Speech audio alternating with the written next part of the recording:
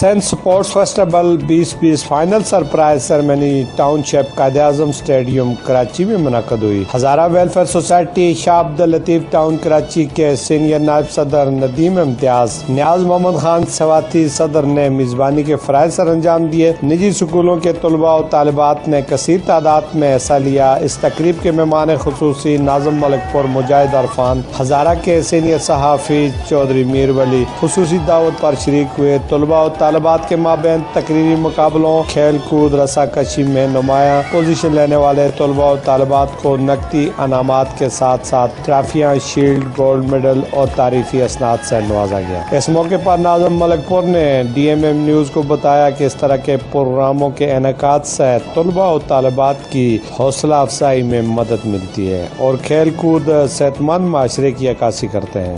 Camera team کے ساتھ میر افضل گلزار، DMM news Karachi.